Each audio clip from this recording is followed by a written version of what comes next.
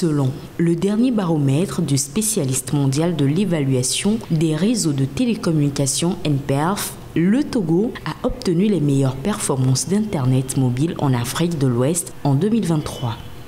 Les opérateurs Togocom et Move Africa se sont démarqués dans ce classement, propulsant le Togo en tête pour les zones UEMOA et CEDEAO.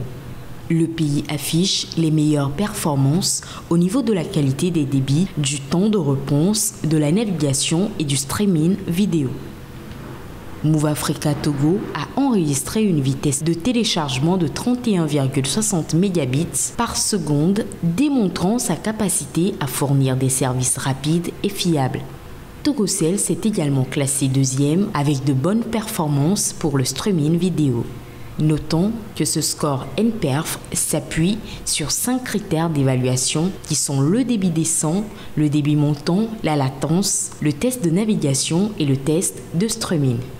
Ces résultats soulignent le progrès réalisé par les opérateurs togolais dans l'amélioration de la qualité de leur réseau.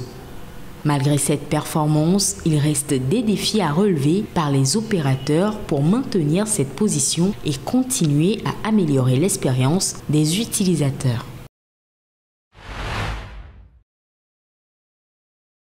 Plusieurs centaines d'établissements scolaires au Togo pourraient ne pas ouvrir à la rentrée 2024-2025. Le ministère de l'Enseignement part de nouveau en guerre contre les écoles qui ne remplissent pas les différents critères obligatoires. En effet, le ministère des Enseignements primaires, secondaires et techniques a adressé une liste de plus de 440 établissements du préscolaire, du primaire, du collège et du lycée qui sont en situation irrégulière. Ce sont des établissements clandestins et non autorisés. Ainsi, ces écoles sont invitées à régulariser leur situation avant la rentrée scolaire 2024-2025. Rappelons que dans le mois de juin 2023, plus de 200 écoles clandestines étaient fermées par le gouvernement. Mais à la même période, une mission de contrôle des établissements, surtout laïcs et confessionnels, effectuée sur toute l'étendue du territoire, avait permis au ministère de procéder à la mise à jour de la situation de ces établissements conformément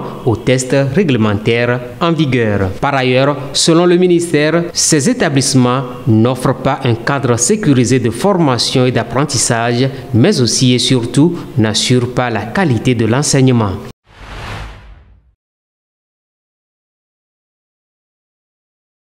Le mariage des enfants nuit gravement à l'éducation, à la santé sexuelle et reproductive et au développement général des adolescents et des jeunes. Selon la législation togolaise, l'âge légal minimum pour le mariage des filles est fixé à 18 ans.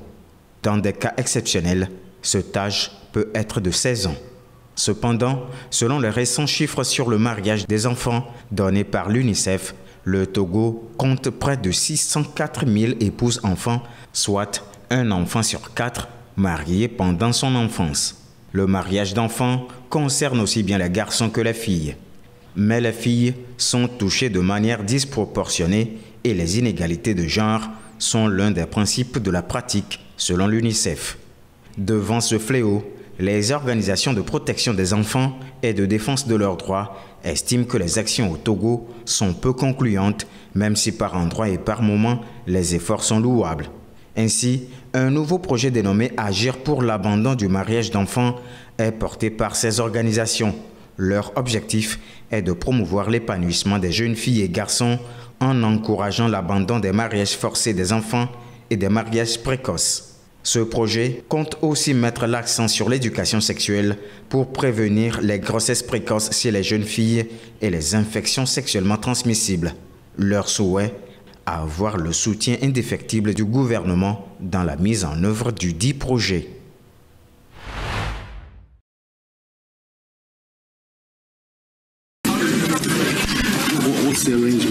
Au Ghana, la Cour suprême examine un recours contre le projet de loi anti-LGBTQ+, adopté par le Parlement en février. La Cour a accédé à la demande de l'avocat et journaliste Richard Delascaille de contester le projet de loi controversé.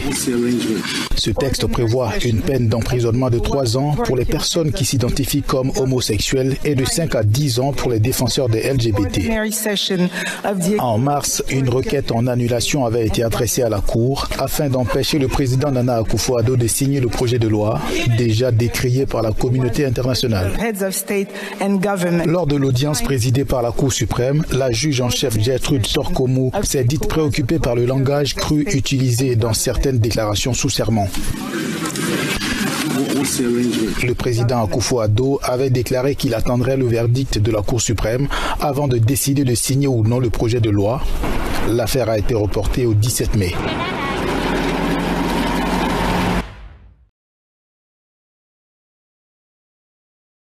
Ambiance de fête dans la ville de N'Djamena peu après l'annonce de la victoire du président de transition du Tchad, Mahamat Idriss Déby. Il a remporté la présidentielle du 6 mai avec 61% des voix selon les résultats provisoires officiels de la commission électorale. Ses partisans sont descendus dans les rues de la capitale jeudi en fin de journée pour célébrer la victoire. Notre bureau est vraiment très content et nous n'arrivons pas à exprimer notre joie parce que tellement qu'on est content, on n'arrive pas à exprimer comme il le faut. Et avant même, nous avons très bien qu'on va gagner. On a maintenant gagné et nous allons nous préparer pour la grande fête. Cela est insuffisant en fait. Les partisans ont afflué vers le palais présidentiel et ont été rejoints dans la célébration par les soldats stationnés dans la région. Voilà, tout le monde aujourd'hui est content. On avait trouvé le résultat. Quand on attendait du taux de participation, c'est que le peuple était vraiment conscient et le peuple était aussi vraiment mature pour participer jusqu'à ce taux. Je suppose que la majorité avait rempli son devoir de citoyen. 3 ans après avoir pris le pouvoir à la tête d'une junte militaire, Mahamat Idriss Déby est à nouveau président du Tchad.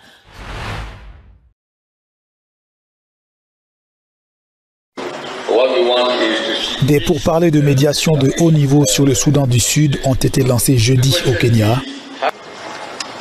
Les présidents africains présents ont appelé à la fin du conflit qui paralyse l'économie sud-soudanaise depuis des années.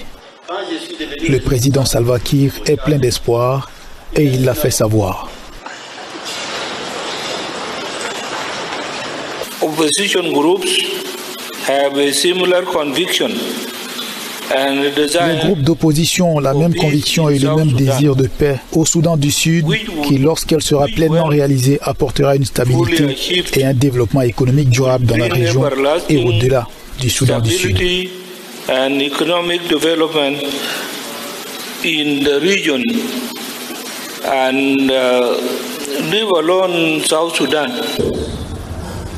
Les pourparlers ont lieu entre le gouvernement et les groupes rebelles d'opposition absent de l'accord de 2018. Cet accord avait mis fin à la guerre civile. Nous devons quitter la mentalité de conflit. Nous devons cesser de nous considérer comme des ennemis. Nous sommes frères et sœurs. Président Fekir, nous sommes frères et sœurs.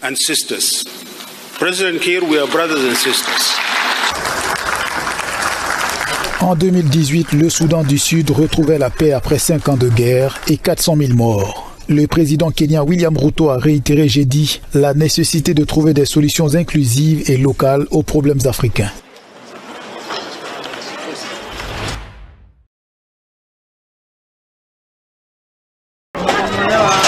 À la suite des fortes pluies ayant entraîné des inondations au Kenya, les habitants d'un quartier de Nairobi sont confrontés à des expulsions forcées de leurs maisons. Le gouvernement kényan a ordonné l'évacuation des habitants des zones inondables, ce qui a entraîné la démolition des logements et la perte de moins une vie. Winnie Makinda, mère célibataire, pleure la mort de son défunt fils de 17 ans, tué par un bulldozer alors qu'il tentait de récupérer des objets dans les ruines des inondations.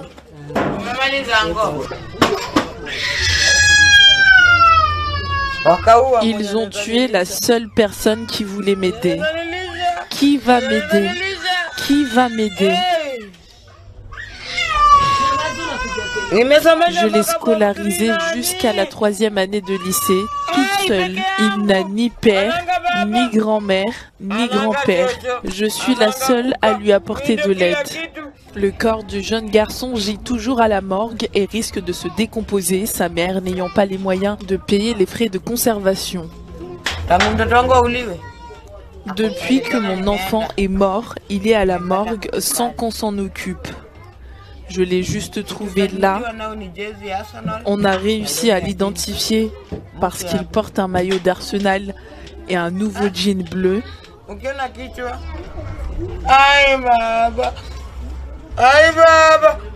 On ne peut même pas regarder sa tête, elle est écrasée.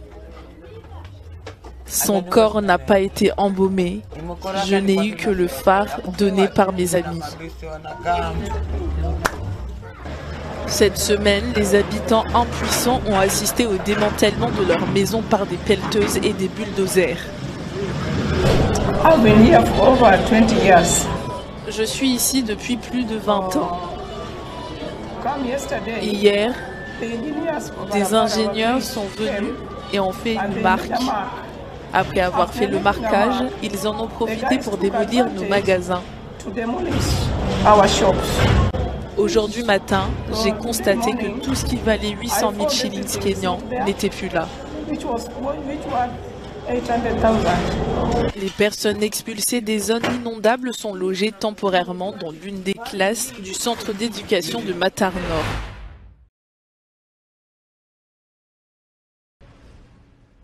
Depuis que le Royaume-Uni a promulgué une loi controversée qui permet au gouvernement britannique d'expulser toute personne entrée illégalement vers le Rwanda, de nombreux demandeurs d'asile ont afflué par l'Irlande du Nord et se sont installés en Irlande.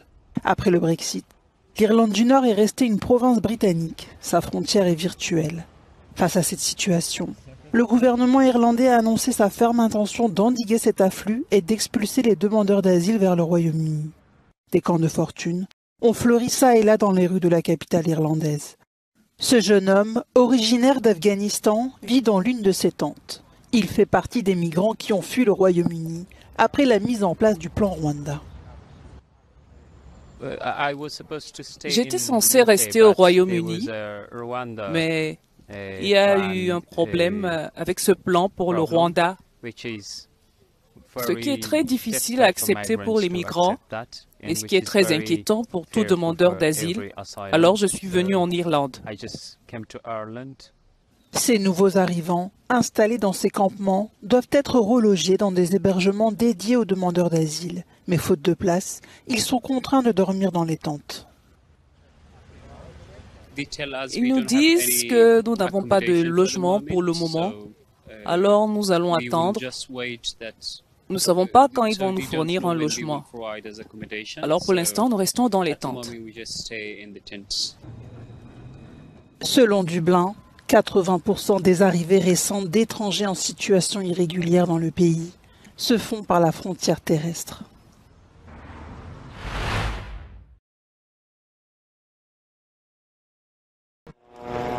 Des fumées noires se dégagent d'un immeuble à Rafah, témoignant de l'intensité des bombardements de l'armée israélienne sur cette ville de l'enclave palestinienne. Face à ce chaos et à l'imminence d'une attaque terrestre, Rafah se vide. Au moins 80 000 personnes ont quitté cette ville surpeuplée, selon l'Agence des Nations Unies pour les réfugiés palestiniens. Environ 1,4 million de personnes vivent dans cette localité, dans des conditions jugées difficiles, l'acheminement de l'aide ayant été interrompu. L'armée israélienne a déclaré mercredi qu'elle avait rouvert le point de passage de Kerem Shalom vers Gaza, après plusieurs jours de fermeture. Selon l'ONU, en revanche, aucune aide humanitaire n'était disponible côté palestinien. Mercredi, le président américain a menacé de ne plus fournir certaines armes à Israël en cas d'invasion de Rafah.